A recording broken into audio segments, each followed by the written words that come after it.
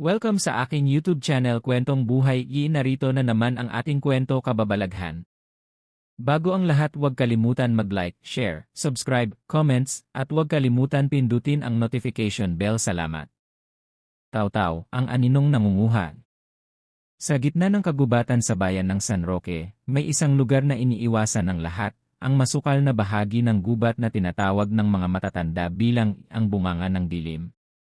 Doon daw naninirahan ang isang nilalang na hindi mo dapat matawag ng 3 beses. Ang kanyang pangalan, Taw-taw. Noong araw, si Taw-taw ay isang ermitanyo. Tahimik, laging mag-isa, at may kakaibang ugali. Hindi siya nakikipag-usap kahit kanino.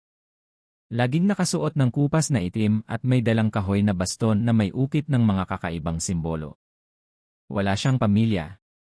Ayon sa kwento, minsan siyang nahuli ng mga sundalong Kastila dahil sa hinalang mangkukulam. Ginapos, pinahirapan, at sinunog ang kanyang kubo. Akala ng lahat patay na siya. Pero hindi siya namatay. Ang sabi ng ilan, tumawag siya ng isang nilalang mula sa kailaliman. Nakipagkasundo. Nag-alay ng dugo. At mula noon, wala nang nakakita sa kanya bilang tao. Daan-daang taon na ang lumipas, pero nananatili ang takot. Tuwing ika-negatibo 13 ng buwan, kapag ang buwan ay kulay kahel at tila may usok sa paligid, may nawawalang isa, bata, binata, matanda, babae o lalaki.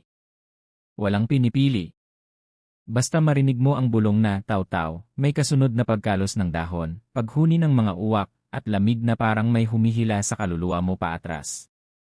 Si Mang Ireneo, 72 anyos, ang huling nakausap na testigo. Umiiyak siya habang sinasabi. Hindi mo siya makikita sa una pero mararamdaman mo siya. Para kang binabalot ng usok, yung bigla kang makakalimot kung nasaan ka.